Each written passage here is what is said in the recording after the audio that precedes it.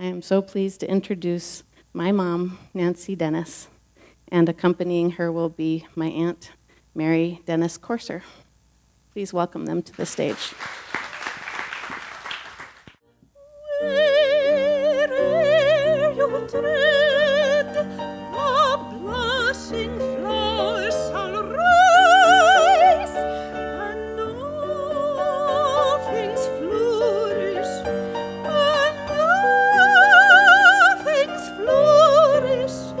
Where'er you turn your eyes, where'er you turn your eyes, where'er you turn your eyes.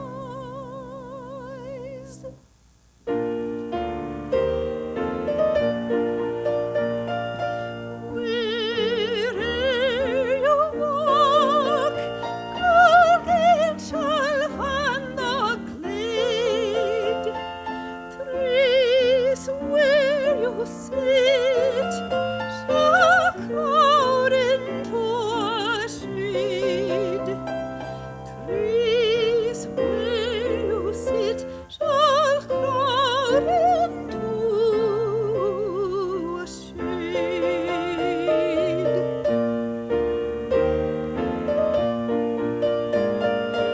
Where'er you walk, Colgate shall find the glade. Trees where you sit shall crowd into a shade.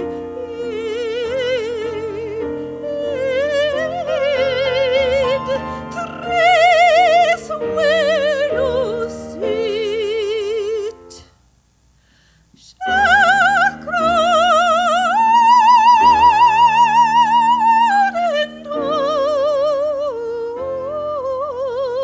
a shade.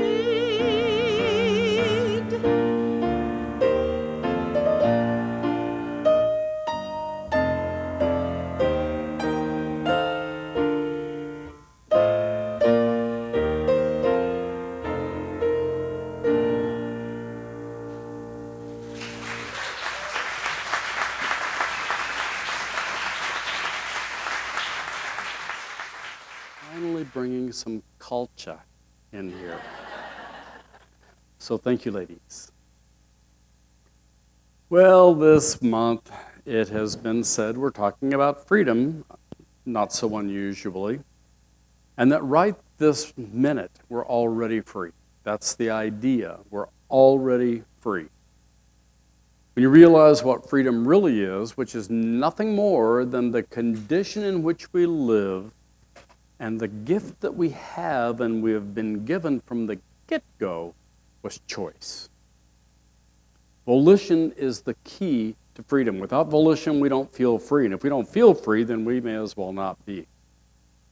So, Bruce Lee, to express yourself in freedom, you must die to everything of yesterday.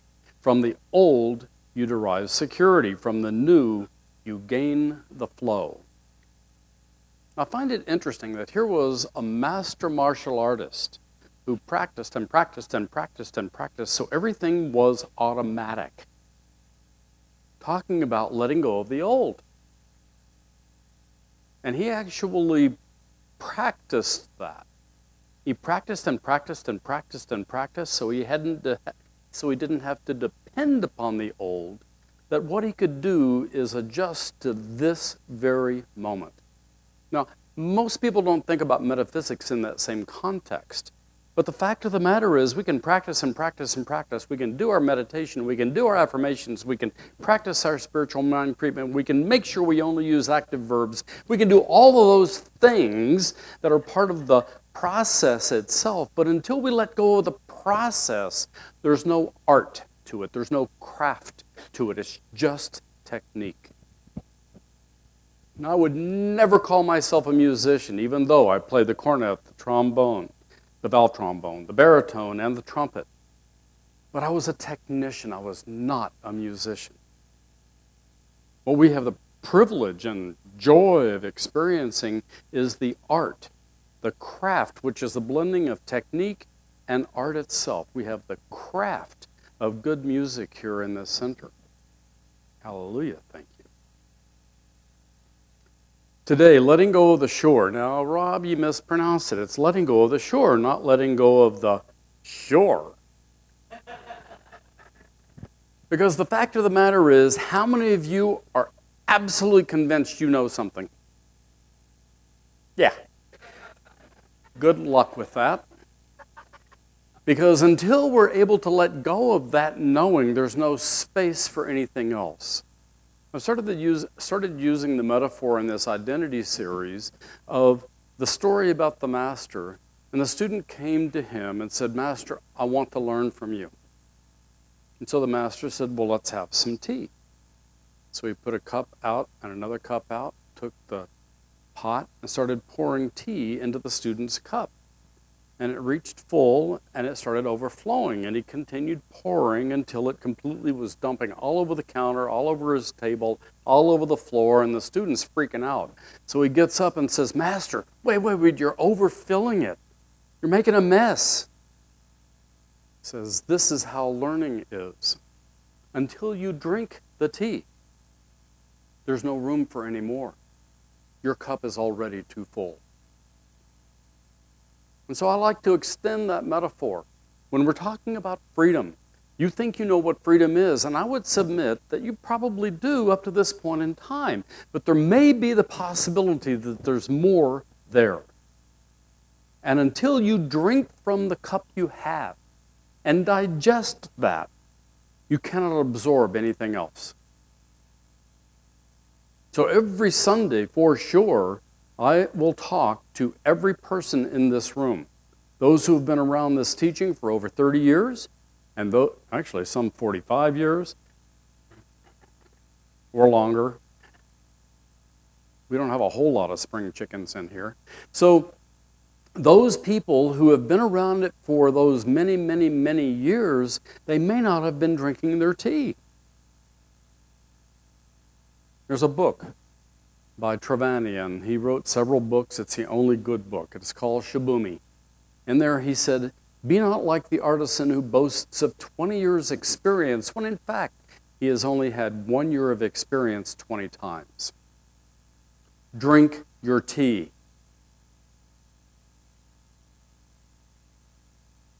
So, Ernest Holmes in The Science of Mind, "There was nothing obscure in the teaching of Jesus. Drink your tea. He said that there is nothing but God. Why don't you believe it? Drink that tea. He just said that it is the Father's good pleasure to give you the kingdom. Why don't you take it?"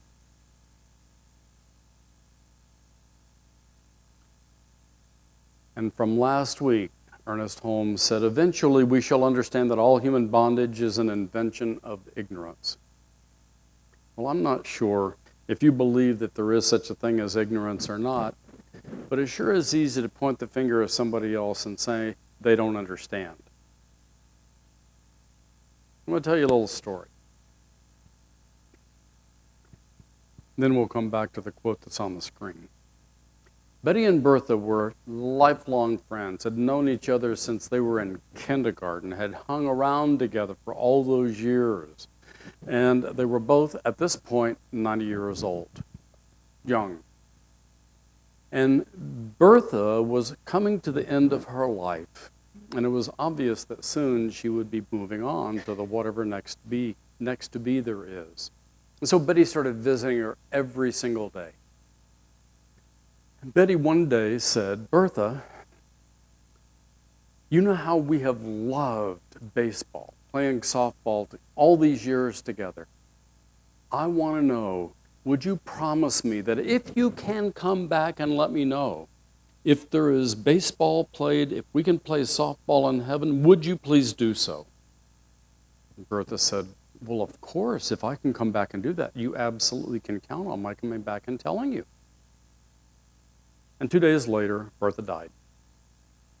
So a couple of days after that, Betty was home, sleeping, enjoying her rest, and this bright light invades her bedroom, and she hears, "Betty, Betty, Who is this? It's me, Bertha. No, you're not. You're dead. No, it really is me. But he says, well, where are you? He said, I'm in heaven, and I've got some good news and some not so good news. But he says, well, tell me the good news first. Bertha says, well, first of all, there is baseball in heaven. And the better news is we get to play every day and never get tired. Better than that, all of our old friends we used to play softball with, they're there too, those who died before me. And the best news, every day is spring. We can play until we just never get tired. We can play as long as we want. And Betty said, well, my goodness, that is great news, but what's the bad news? And Bertha says, you're pitching next Tuesday.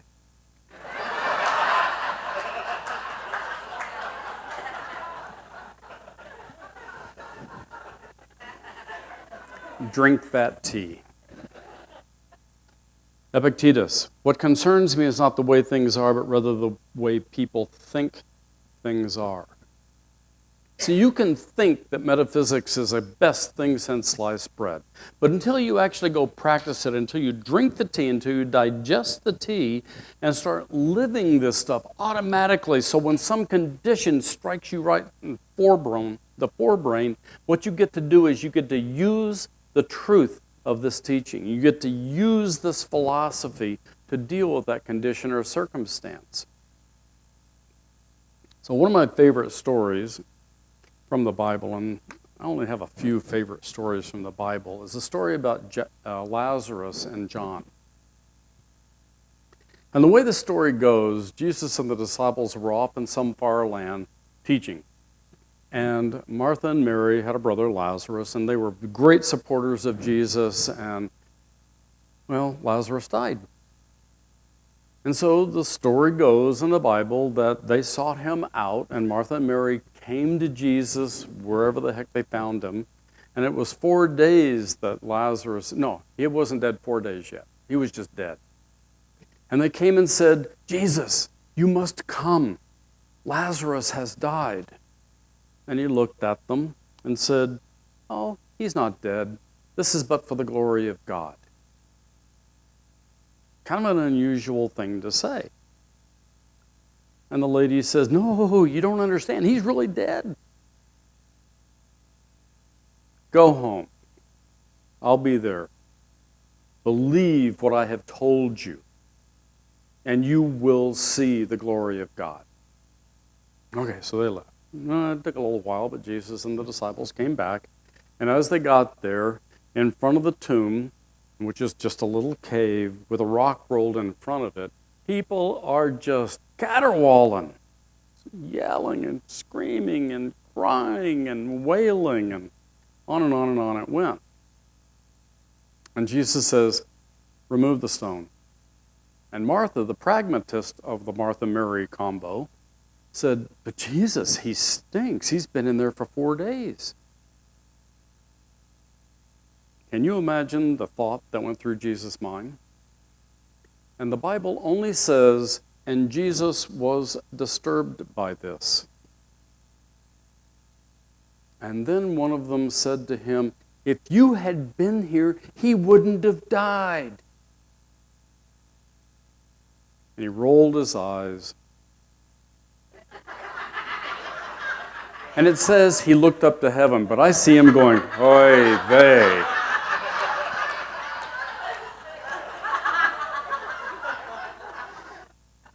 And he says, Father, I thank thee, and I know that I don't need to tell you thank you. I only do it for the boneheads around here who don't believe that I am of you. I'm giving you my version, obviously. I know you always answer my prayer. And so he says, in a very calm voice, I get, Lazarus, come out, or come forth, depending upon the version of the Bible you read. And Lazarus comes out wrapped in his burial gauze, with his face covered with the burial cloth. And Jesus watches him walk out and says, There you go. Now loose him and let him be. Now, most people think that the whole point of the story is that Jesus raised someone from the dead. It's not. He raised him from the dead like no big deal. So what? Loose him and let him be. So when I finally read and caught that particular line, because I was reading it on my own, not having somebody else tell me what to think, when I saw that line, I went, holy smoke, that's the point of this story. Anything dead is only dead in appearance. How many beliefs have you so-called killed, and yet they pop right back up? They smack you upside of the chops so fast at 3 o'clock in the morning, you wonder, what the heck happened? I handled that, and found out you had not. I discovered, or at least it was revealed to me, or I had a revelation. How do you want to think about it? It doesn't really matter to me, but I am very clear. Every single situation in our life is there but for the glory of God, to reveal the glory of God, which is what? That you are that. You are that God with a challenge right in front of you, and you go, oh my God, it's bigger than me. That's not the point. Every obstacle you've confronted up to this point in time, and I submit that every obstacle you ever confront from this point forward is nothing more than an opportunity to reveal the glory of God, which means that you have the power to do something about that. You are not stuck with that particular condition. In Rick and Shemaine's song this morning, Freedom Song, it says, I look at these things, they look hard as steel. Who created steel? We did. And if we created it, we can uncreate it. We can dissolve that sucker like it's ice. Just turn the heat on it, boom. It's transformed. But that's not how we tend to think. What concerns me is not the way things are, but rather the way people think things are. So most of our so-called reasoning consists in finding arguments for going on believing as we already do. Robinson captured it so beautifully there. Martha and Mary argued with Jesus, the Master.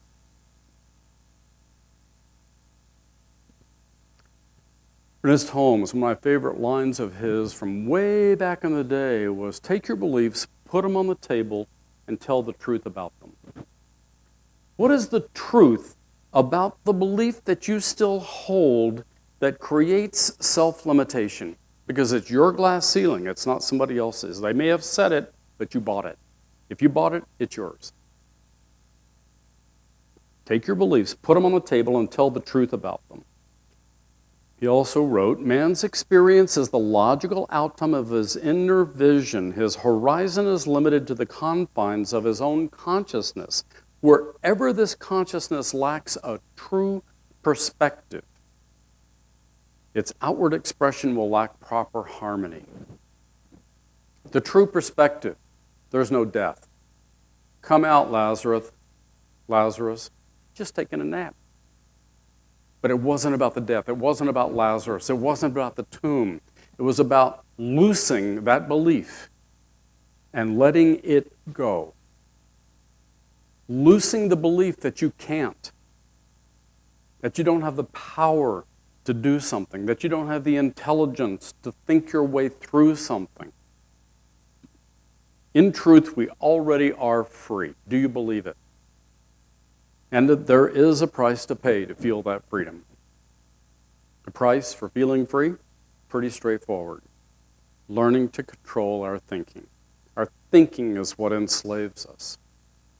It is the Father's good pleasure to give you the kingdom. What if, really, what if the things in your life that seem like impediments or obstacles or the impossibles are there simply but for the glory of God, to reveal the glory, the power, the intelligence of God in you as you? When you're sure that something won't work, when you are positive that you can't, consider what Jesus said. If you believe, you will see the glory of God. What if those situations or conditions are simply for you to prove that glory? What if they're there to disprove your negative belief and prove your power to change and or eliminate them? What if? Who would you be? And who could you become? Bless you.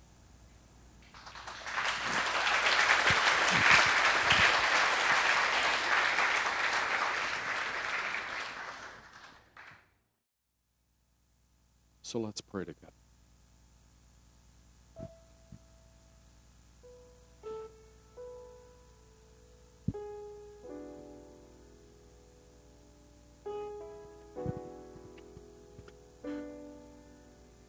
So right here, I know as holy ground.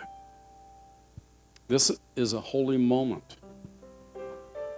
This moment of now, each choice begins its movement into the world of form as an experience. And it does this because each and every single person lives within that power, within that intelligence, within the very presence of God itself. It lives in and as and through each person. Everyone has access. So right now I speak my word for this beloved moment, knowing that full well the prayer has already been answered. And each statement, this is my desire. Since it came from God, God says yes. So that feeling of gratitude becomes automatic. And so that each person here in this line, as they speak their truth, the recipient lets it in.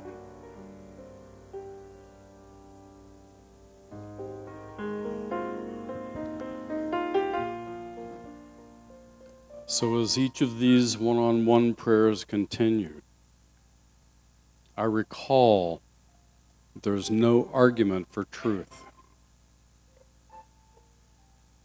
The truth serves as that light that reveals the truth, the core truth within all situations, within all people. And I know these words spoken evoke a sense of gratitude because of the awareness that it's already done.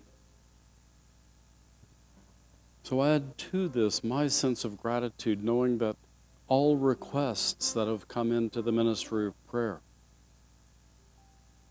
all desires left unspoken, all good constantly presents itself.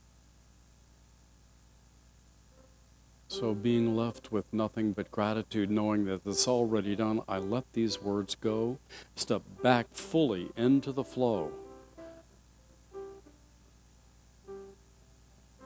So since it's done, together we affirm it by saying, and so it is.